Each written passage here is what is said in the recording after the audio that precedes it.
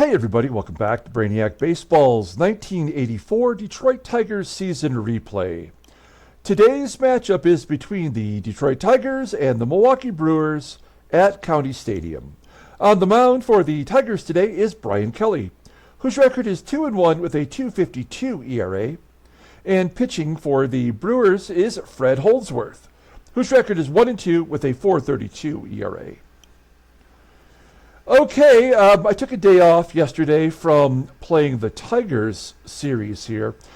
We wrapped up the 1969 Seattle Pilots what-if scenarios, inaugural season, the regular season anyway, that is complete, and somehow we managed to make it to the playoffs. So I needed a day yesterday to play game 162, and then we had a separate wrap-up video. And those two videos dominated my time yesterday. So we're back at it early this morning with the 1984 Tigers replay, and we are in Game 3 of the series versus the Brew Crew. We won the last game, and if I remember correctly, we didn't even try. Like, it was Bert Blyleven was on the mound. He pitched great, and then he got blown up in the 5th or the 6th inning. The Brewers came back, took the lead, and I just kept pushing the button until the Tigers won. And there was really nothing more to it than that, which is fine because we won the ball game, but also just so frustrating how little the person who's controlling the gameplay has on the overall effect and the score. It still frustrates me, but nonetheless, we move on, and we're facing another pitcher that we've already seen. Now, after today's game, we go back home and we face the first American League West team of the year, and that is the Seattle Mariners. And then this month will wrap up, and at the end of the month, we will have a standings and league leaders video like we do for all of our other series. So stay tuned for that. All right, let's get started with today's ball game. As always, I appreciate everyone following along. Like and or subscribe to the channel. Somehow, out of nowhere, I had 5 new subscribers in the last 2 days. So welcome all the new viewers. I really appreciate you taking the time to watch my content. And you see here we got Bryan Kelly on the mound. Says he's never faced the Brewers. We know that's incorrect. And all of the bullpen is available with the exception of Dave Gumpert, who had to go multiple innings and got the win in yesterday's ball game. So we're down a right-handed arm. Our lineup versus Fred Holdsworth is all of the staples.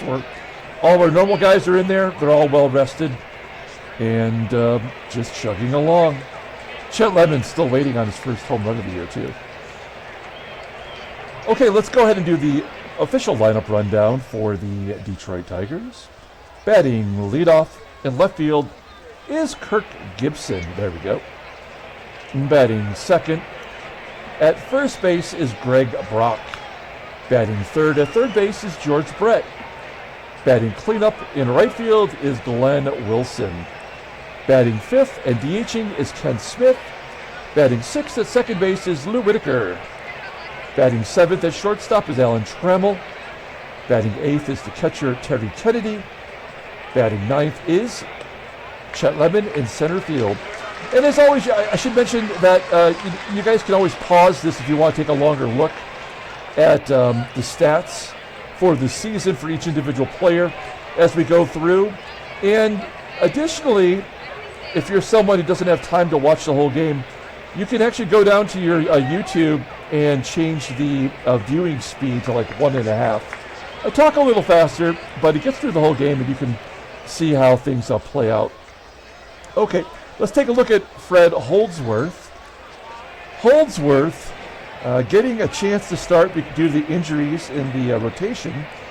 This is his 5th start of the year. He's 1-2 with a 4.32 ERA, 12 walks, only 8 strikeouts. Opponents are batting .291 against him, a complete game on the year.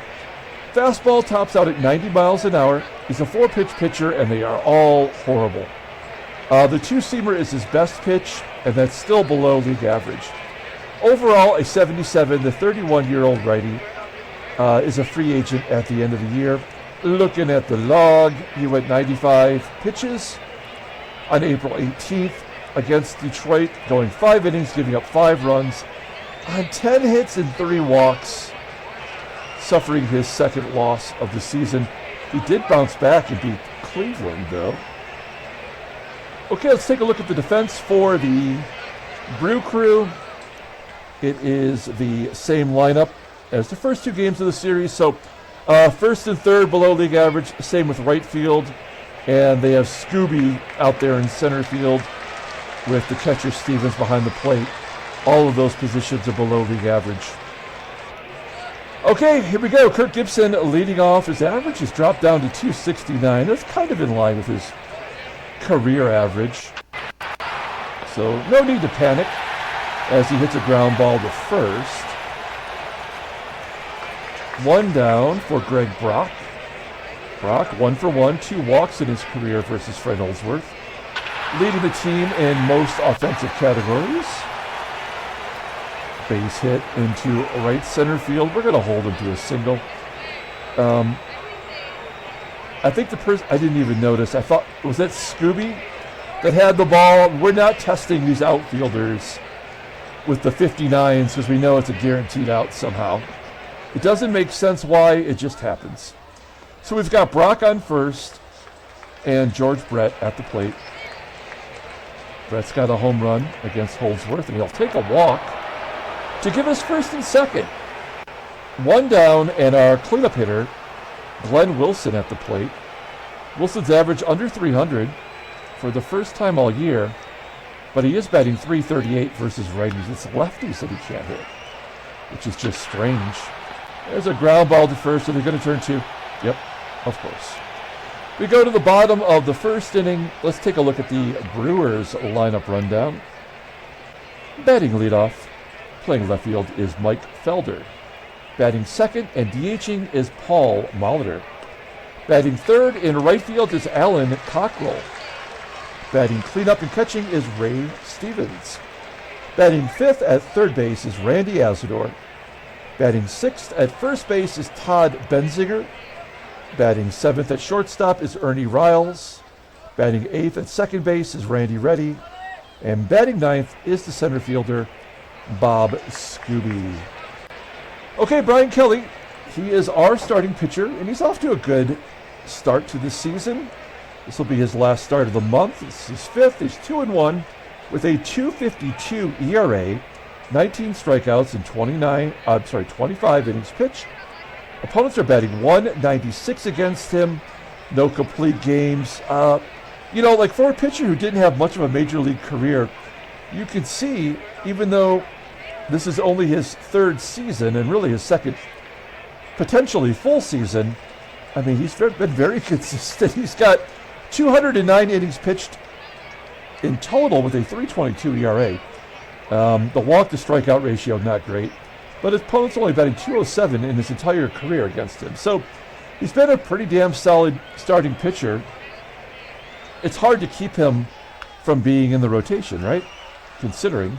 Here is our defense. Good everywhere, in theory. And we have Terry Kennedy behind the plate. Okay, Mike FELDER leading off against Brian Kelly. Here we go. 0-1 count to FELDER. Lines it to right. Glenn Wilson makes the grab. 1 out. Next man up is the Hall of Famer Paul MOLITOR, batting .275 with 1 home run. He's only 29 years old in this game as he pops it up to second. It's crazy that the Hall of Famers' numbers are worse than literally every other schlub on the team. But again, ratings and stature don't have any effect on this, even though there are ratings. And then a good job by Kelly striking out Alan COCKRELL. We go to the top of the second inning. Ken Smith leading off versus Fred Holdsworth. Somehow they've never faced each other. Okay. 2-2 count to Smith. Fly ball into right center field. Caught by the right fielder, COCKRELL. 1 down. Here's Sweet Lou. Lou went on a little bit of a run, getting his average up to 262. He's going to take a walk here. What about stolen base? 68%. I guess I'd rather hit and run. Let's see if Trammell makes some good contact. Pulls it to short. Whitaker will advance, and he's in scoring position for Terry Kennedy. Kennedy batting .370 versus righties, and he's driven in 11 runs this year, despite sharing duty with Parrish. And he's going to pop it up into foul ground on the first base side. So Fed Holdsworth doing a good job somehow. We go to the bottom of the second. Here's Ray Stevens leading off. Rookie catcher off to a hot start. Flies out to center field, one down. Randy ASADOOR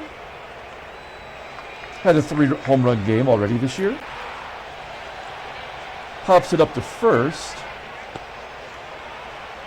2 quickies for Brian Kelly. That will bring up the switch hitting first baseman. Also a rookie, batting .365, because that's realistic. And he's going to gap it all the way to the wall. Another double for Todd Benzinger, his 6th on the season. I guess. All right. Runner in scoring position. Here's Ernie RILES, a true Brewer. I love the way they spelled it on this baseball card incorrectly. This is his rookie card from a Flair update set. I want to say it's an 85 Flair update set, and they spelled it Ernie as if he's earning his money. A comebacker to Kelly, and there's out number 3. So not a whole lot going on so far. Our number 9 hitter will lead off the top of the third. That's Chet Lemon. We've dropped him all the way down in the lineup. And a base at the center. Good job. Do we want to go for 2? I mean, yes, we do. How could this guy with a 59 rating and a 60 rated arm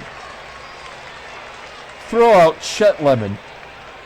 Chet the Jet. That is his nickname. But he does. Again, that's why this game is the worst baseball sim on the planet. I mean, Atari baseball, when you just had the 3 outfielders and a pitcher and a batter, that's all there was. That game was more accurate.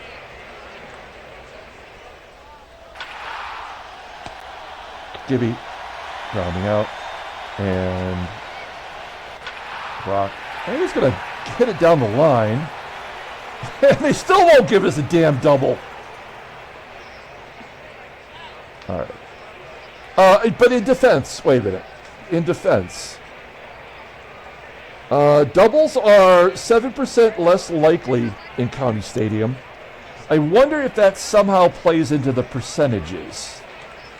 I don't know. I'm curious. I mean, that's an unknown factor. A base hit for Brett. This would have scored a run by now, I would assume. I mean, who knows? So Brett keeps the inning alive. We got a 2-out rally perhaps going with Glenn Wilson at the plate. Full count to Willie and a base hit. So that'll get a run in. Brock scores. Brett goes to third. 5th hit given up by Holdsworth to go with those 2 walks. First and third, 2 down. Kenny Smith is at the plate. Got those big arms out there, pulls it to right, but easily catchable. So we take the lead, 1-0. We almost ran ourselves out of that inning. We go to the bottom of the third with Randy Reddy leading off. Number 8 hitter, struggling, batting only .188 on the season. He does have 2 home runs. One of them is against us from the first series that he faced. He flies out to center. Here's Bob SKUBE. 3-1 count, and there's the first walk. It's always great when you walk the number 9 hitter. Runner on first, 1 down. We're back to the top of the lineup with Mike Felder. He skies it into foul territory. On the first base side, catch made by, let's call it Kennedy. So we've got 2 down, and Paul Molitor's up. I'm going to guard the lines. He is a Hall of Famer. Scooby's got okay speed. There we go. Good call on my part. There we go. Top of the 4th. Sweet Lou leading off. Lou has struggled versus Holdsworth. He's 1 for 7 with a walk. That walk came in the 2nd inning. Fly ball to left, 1 down. Here's Tram. Out on the hit and run. First time up. Here he pops out into foul territory for out number 2. And Terry Kennedy. A base hit to left. It blows my mind how our opponents always get the leadoff guy on, and we always get the 2-out guy on. Right? I mean, that always happens. We get nothing but 2-out rallies. They get, like, to destroy us right from the beginning. We've got Kennedy on first. Chet Lemon does have a hit, so we'll just let him take a cut. Holdsworth hasn't struck anybody out yet. And Lemon grounds out to first. So we go to the bottom of the 4th inning. Kelly's looking all right so far. It's 3, 4, and 5 due up as Alan Cockrell steps in here in the bottom of the 4th. Yep, that was guaranteed to happen. That's the 4th home run, and this is the 4th inning. So the 4th and the 5th innings usually when the game gives up the runs. And then a ground ball in the hole at short. Trammell has good range. Good play by Trammell. Ground ball to third. 2 down, and Benzinger, the unstoppable rookie, strikes out on a pitch low and inside. All right, Brewers tied up on the Cockrell home run. We go to the top of the 5th inning, and we have Gibby leading off. Gosh, Gibby's 0 for 5. How is anybody terrible against Holdsworth? I just don't get it. We've scored only 1 run, despite him giving up 6 hits and 2 walks. Brock, another walk. That's a good at-bat, 8-pitch at-bat. Driving that total up, he's up to 72 pitches. I think we got to let George Brett take a cut here. Probably should hit and run. Why is George Brett only batting .229 versus righties? I don't know. And a ground ball double play.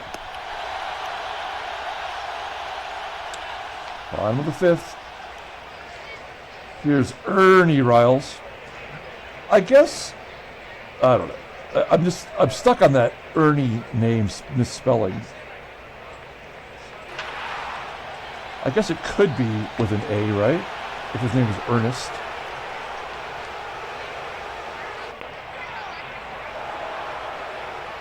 Third strikeout for Kelly. And then give him another. We go to the top of the 6th. It's all tied at 1. Big Willie leading off. Ground ball to third. Nothing really going on. Another walk. Come on, man. 4 walks for Holdsworth. Now we've got to hit and run. All we're doing is hitting into double plays. Yeah. I don't think we're going to win this ball game based on what I've seen so far.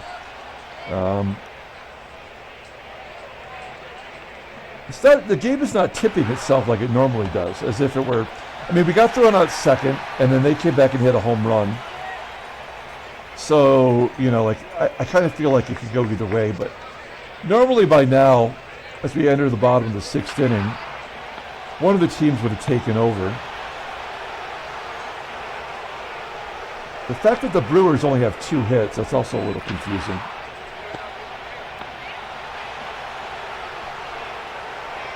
Two outs for Brian Kelly. There we go. I knew it couldn't be too much longer. COCKRELL's got his second home run of the game, and we are now down 2-1. So that will be the ball game there. Yeah, that's pretty much the ball game. We're bringing in Greg Tubbs to play center field. That's a good job by the AI. Got to compliment when necessary.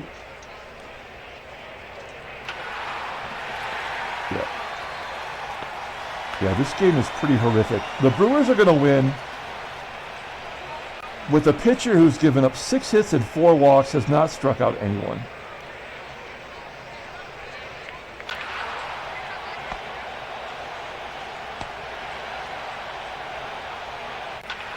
Yep.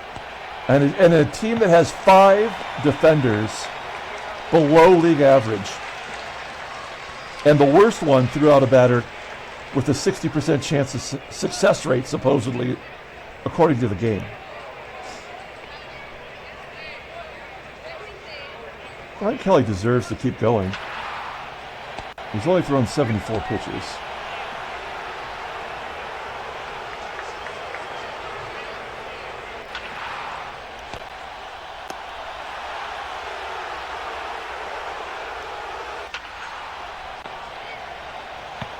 Top of the 8th. We're going to bring in Doug Jones,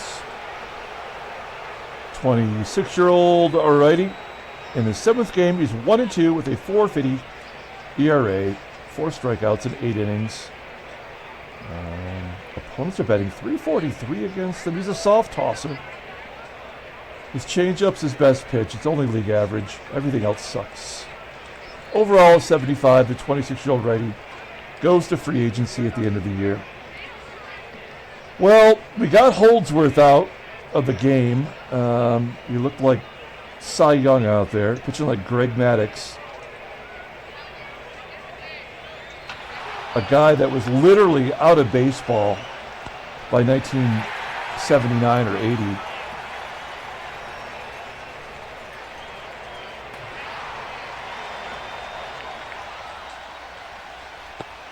Yep, this game is done.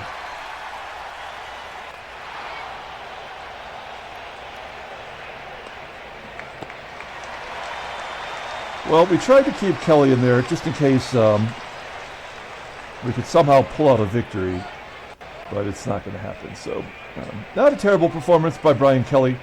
I don't know how to get pitchers to get wins. That just never happens. I would say probably half of the victories your team will have will be from your relievers. You know.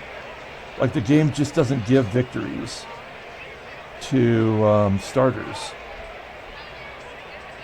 Shoot. Man, all of our righties are overused. Let's bring in Carl Willis. We're going to lose this game anyway. And Carl Willis has not given up a run. So the game is due to give him up a run sooner or later. And I think it's probably going to be today. So if it's going to be a losing effort, let's give up a couple runs. Yeah, I mean, this game is so predictable. Hey, Greg Tubbs coming in. He is their defensive replacement. He's below league average at all outfield positions. Yeah. So, this game has just become so predictable. It's kind of hard to just not talk about it. We'll pull the infield in because that's what you would do down a run. But that doesn't matter in this game. That'll get a run in, even though it's pretty shallow. And Glenn Wilson's got a great arm. Oh, they're going to hold him.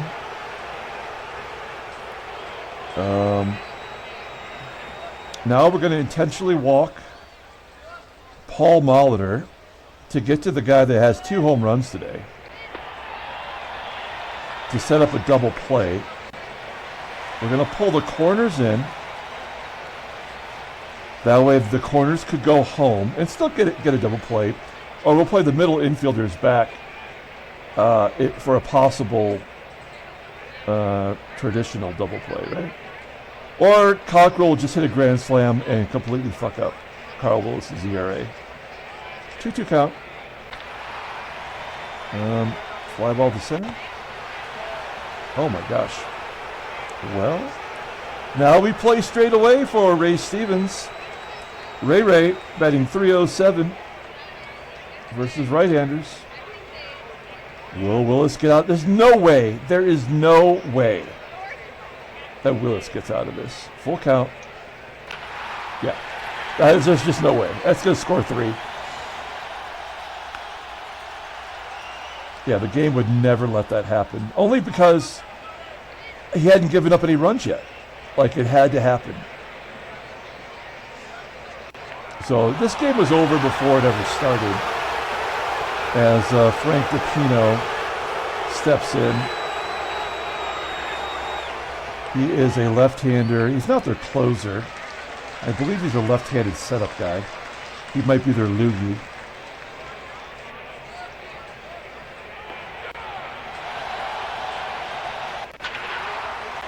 But Whitaker gets a hit versus a lefty. Oh, are they going to give us a junk run? Nope, maybe not.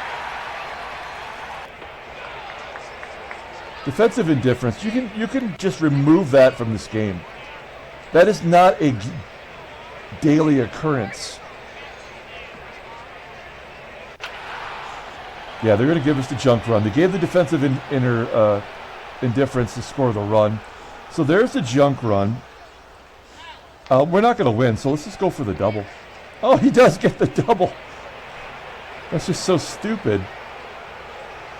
The guy gets a double who's the slow-ass turtle catcher against the best defensive outfielder on the team. But with a 60% chance, Chet Lemon couldn't get to second from a guy with a 59 rating in center field. This game absolutely blows on a catastrophic level. Well, Lemon will get an RBI. This is just the game tickling your undercarriage. Going, hee hee hee hee. Don't you like that? But there's no chance of coming back.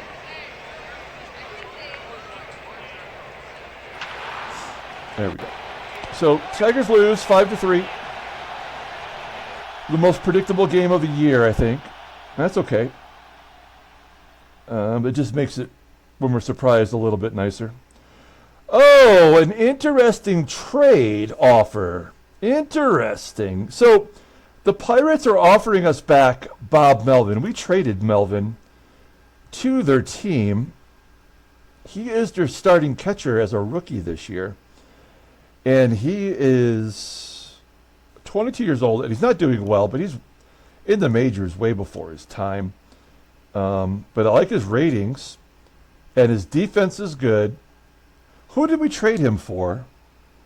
Oh, it doesn't even say anymore. That might have, was it for Blyleven or was it for Jim Bibby maybe? I don't remember who that was for. But anyway, he's got power, he's got gap power in this game. I mean, he would automatically be our best catcher. And in return, they want Roy Thomas, whose contract is up anyway at the end of the year. Although we are shorthanded in the bullpen, I think most people would agree. So Roy Thomas, who we picked off the junk pile, hadn't pitched in the majors in a couple of seasons. They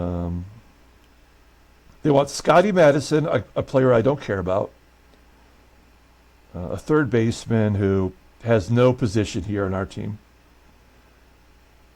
And Jesse Barfield, who we got from Toronto, who's freaking great defensively. I mean, look at that arm.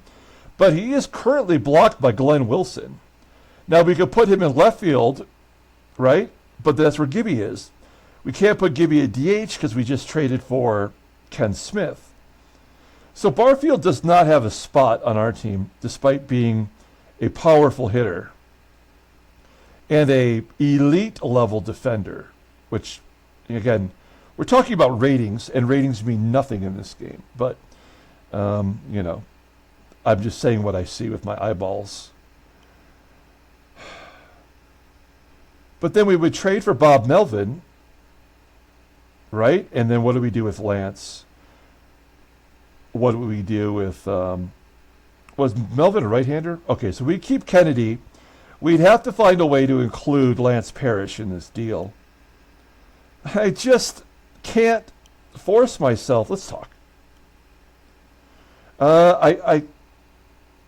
You know, is this a balanced trade, first of all?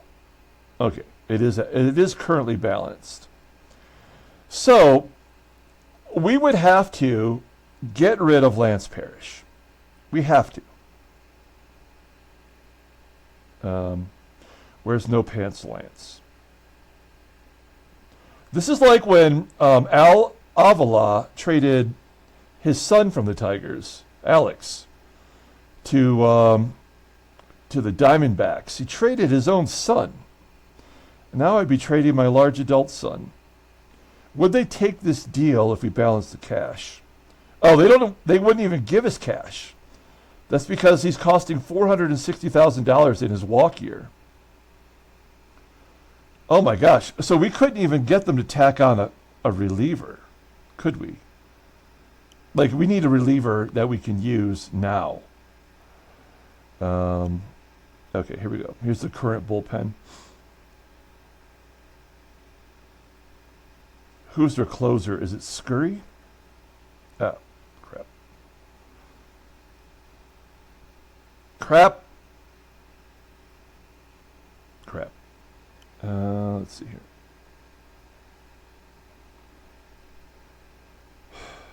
What am I doing? Okay. What's happening here? Sorry, I'm getting all kinds of stuff going on. All right. Okay, their closer is Scott Medvin. Scout. There we go. Yes, he is their closer. He was their closer last year. He's good. They won't trade him anyway. All right.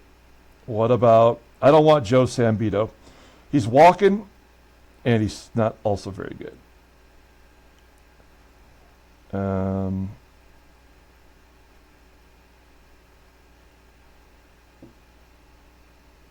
No.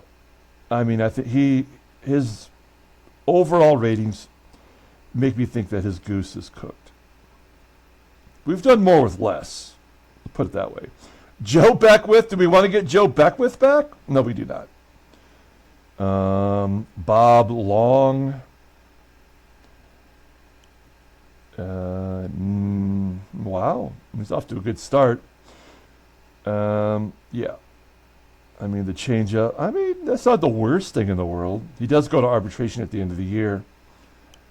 And then we got Ray Krawcheck, Dorn, Taylor, Bilecki. I always kind of like Don Robinson. Yeah, he's one of those guys that is like not a starter, not a reliever. We have a whole team full of those kind of pitchers.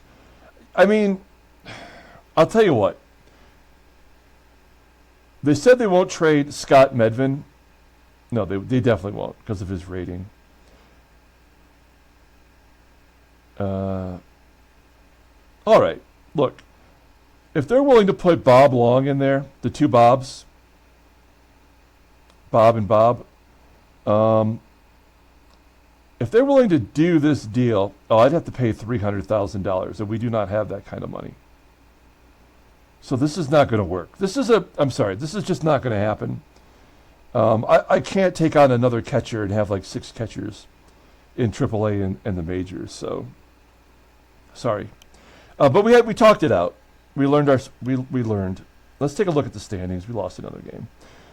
Yeah, we're 13-11, and there's nothing we can do about it. Let's take a look at headline news. Brainiac Baseball Daily Beat. Boston wins 7-6. Looks like a lot of things happened. The injury bug hits Weaver. Oh no, Stephon Weaver has another ruptured cervical disc. Oh man, that is an epidemic level in our game. Oh, and there is a trade. Okay, let's talk about the trade. The Oakland A's trade Michael Jackson to the Pirates. He's 19 years old,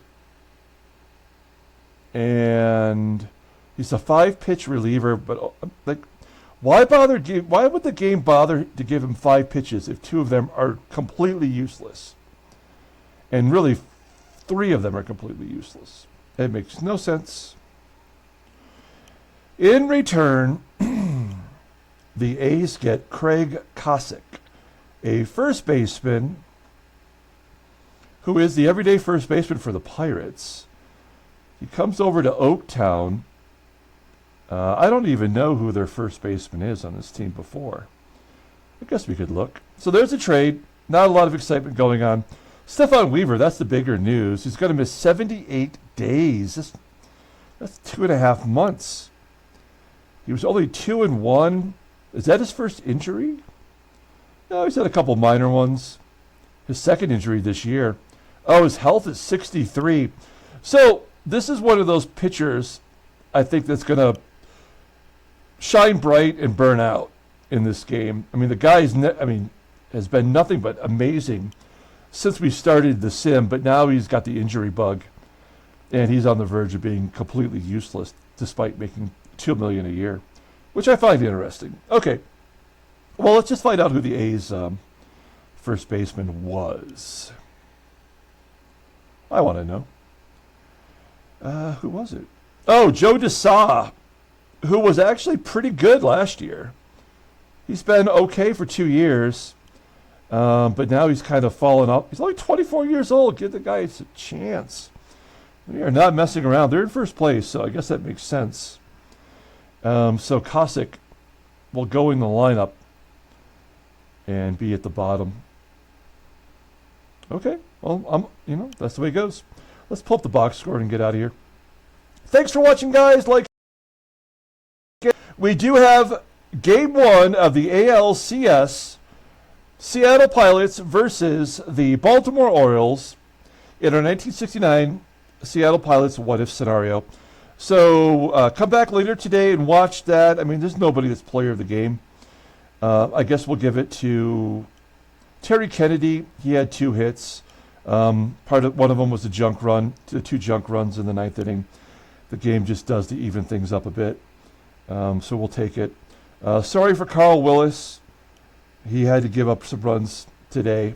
That's the way it was. Brian Kelly takes the loss. He pitched well, but the game was never going to let it happen. 2 solo shots by Alan Cockrell. A literal nobody. Fred Holdsworth gets the win. Fred Holdsworth has as many wins as Jack Morris this year.